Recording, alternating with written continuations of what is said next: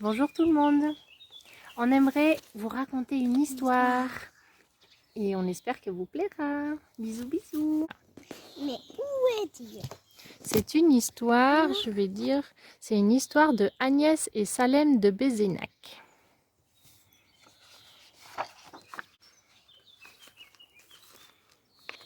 Qu'est-ce qui est écrit là? Mais où est Dieu? Mon toutou se cache partout. Sur chaque page, tu retrouveras Dieu aussi. Aime se cacher pour se laisser trouver. Aujourd'hui, je cherche un ami avec qui je pourrais jouer parce qu'on vient de déménager. Nouvelle maison, drôle d'impression. On dirait que tous mes amis ont été effacés. J'aimerais trouver un ami, un qui reste pour la vie. Un seul ferait l'affaire, ou plusieurs tant qu'à faire. Mais comment le trouver? Je n'en ai aucune idée. En Dieu, j'ai trouvé un ami. C'est maman qui le dit. Mais si c'est aussi facile, comment se fait-il qu'on ne l'ait jamais vu se promener par ici? Ce serait vraiment cool de me faire un ami comme lui. Vite, il faut que je le trouve. Je pars à sa recherche. Dans la cuisine et le salon, un peu partout dans la maison. De haut en bas, de bas en haut, de la cave au grenier. Car c'est facile de s'y cacher. Mais je n'ai rien trouvé. Et vous avez vu Toutou? Un bon cache. Alors, je regarde sous l'escalier, derrière les rideaux, dans la boîte au milieu des cadeaux. Mais il n'a pas l'air d'être ici. Penses-tu qu'il joue au chat et à la souris? Le lendemain matin, j'explore le jardin. De fond en comble, je le fouille. Mais je reviens bredouille. Dieu est un ami difficile à trouver.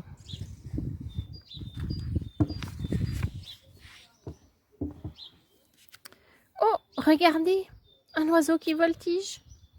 Il vient de la clairière pour égayer un garçon solitaire. Petit oiseau, veux-tu être mon ami? Ne serait-ce que pour aujourd'hui? Cote, cote, cote, codec. Il donne des coups de bec pour attraper un peu de nourriture. Mais soudain, hop là, dans l'azur, voilà qui s'est envolé. Et moi, je dois continuer de chercher. C'est alors que s'approche un petit caniche. Les chiens sont fidèles, vous savez.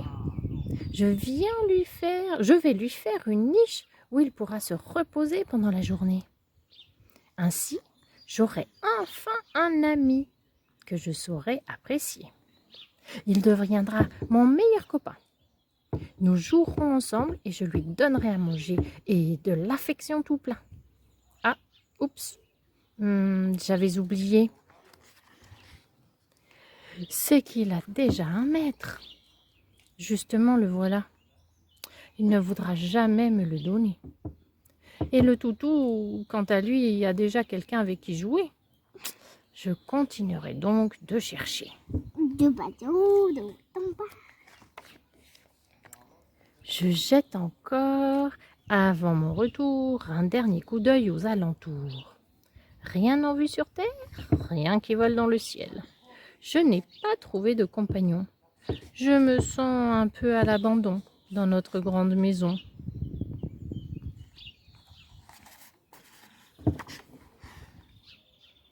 Soudain, je remarque une coccinelle. Qu'est-ce qui l'empêcherait, elle, de devenir mon amie? Elle se ferait un petit lit douillet, au fond de mes chaussons. Ce serait tellement drôle, tellement mignon. La voilà qui grimpe sur ma main, en toute confiance. Et toi, petite bête, veux-tu être mon amie? Mais attends donc, ne t'en vas pas si vite. On vient à peine de faire connaissance. Page. Tant d'efforts, tant de peines perdues. Trouver un ami est une tâche ardue. Plus que jamais, je me sens seule. Je regarde le sablier près de la terrasse, en comptant le temps qui passe. De qui parlait maman? Ou de quoi? Qui est cet ami dont elle ne peut se passer? Elle l'appelle Dieu et elle croit qu'il est dans son cœur et ne la quittera jamais. J'aimerais bien qu'il soit aussi mon ami, mais je ne sais pas où le trouver. C'est alors que j'entends frapper à la porte.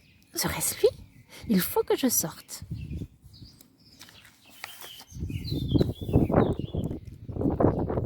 C'est le petit caniche de tout à l'heure.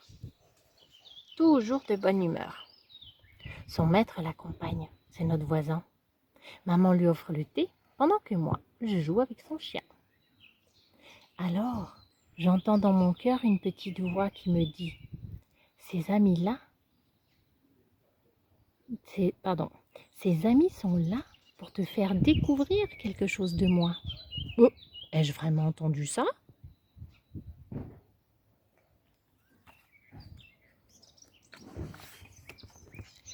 Je t'aime, mon garçon. Je suis près de toi. Quand tu me parles, je t'entends. Oh, serait-ce l'ami dont maman me parlait, qui vient lui-même se faire connaître à moi? Le petit oiseau, la coccinelle et le caniche, tous envoyés par Dieu pour me rendre heureux? Elle avait raison, maman. Son meilleur ami m'aime aussi, vraiment.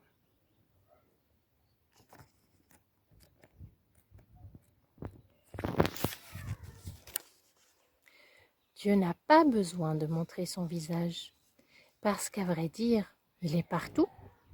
À toute heure, quel que soit notre âge, on peut lui parler et l'entendre surtout. Maintenant, je commence à comprendre ce que disait maman. Pourquoi l'attendre quand c'est lui qui nous attend?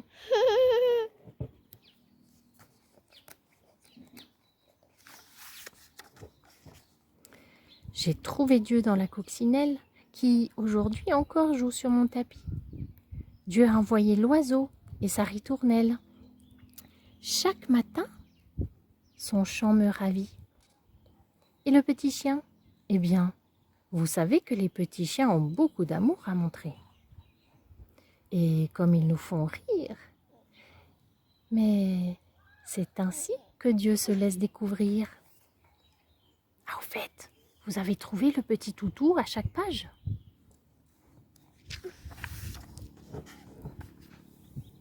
Maintenant, je vois Dieu dans les fleurs. Des heures et des heures, elles font chanter mon cœur. Quand maman me sert mon plat préféré et que papa nous fait sourire, c'est comme si Dieu me faisait un sourire. Quand j'ai la chance de me promener en montagne avec papa et maman qui m'accompagnent, ou de faire une balade à vélo, je sais que Dieu m'aime et qu'il est beau.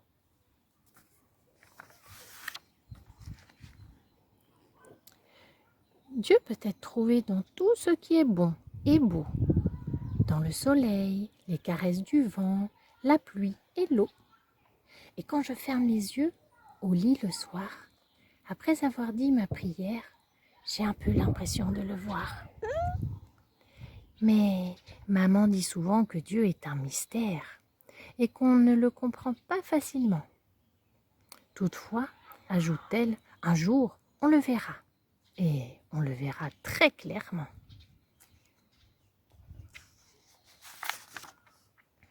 Aujourd'hui, je ne suis plus seule comme avant, car Dieu m'apprend à encourager les gens. Maintenant, quand je marche dans la rue, j'ai plein d'amis qui me saluent. Quand je me sens seule, encore un peu parfois, sans copain et sans joie, je sais où trouver Dieu, mon meilleur ami. Avec lui, je me sens mieux. Il m'aime pour la vie. Et voilà, l'histoire est terminée. Est-ce qu'elle vous a plu? Tu veux dire quelque chose? Oui. Est-ce que vous avez vu sur chaque page le toutou? Et moi, ce qui m'a plu dans cette histoire, c'est que ça parle d'une histoire de déménagement. Bon, là, on n'est pas en train de déménager, hein. Par contre, ce petit garçon, il se sent tout seul chez lui à la maison. Il n'a plus de copains avec qui jouer. Alors, je me suis dit que peut-être vous aussi, vous vous sentiez tout seul. Parce que là, on n'a plus le droit d'aller se promener, on ne va plus à l'école, donc il n'y a plus les copains d'école. Donc peut-être vous vous sentez tout seul. Alors je me suis dit, ben, on est tout seul, mais déjà on a papa, maman, pour certains on a les frères et sœurs, et puis ben, on a Dieu, notre Et meilleur ami. on a l'imagination. Ah oui, on a aussi l'imagination, ça c'est vrai. Et puis, je me disais que on pouvait aussi, comme il dit, encourager les gens. Hein, le petit garçon, il dit, Dieu m'apprend à encourager les gens. On pourrait, dans cette situation où les gens sont peut-être un peu stressés, hein, on a peur d'attraper ce vilain virus, du coup, on peut les encourager, on peut leur téléphoner, on peut leur envoyer un petit message, une petite photo, et ça leur fera du bien. C'est une manière de rendre service à Dieu. Hein.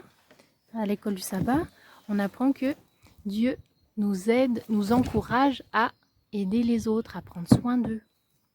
Et je pense que là, même si on est tout seul dans notre coin, en famille, dans notre maison, dans notre appartement, eh ben, on peut quand même encourager les autres. On peut quand même prendre soin d'eux, n'est-ce pas? Alors moi, je vous propose de faire ça. Et je vous embrasse bien fort. À bientôt. Restez bien à distance. Oui, restez bien à distance des autres. Voilà, dernier petit conseil. Et je vous souhaite un bon sabbat.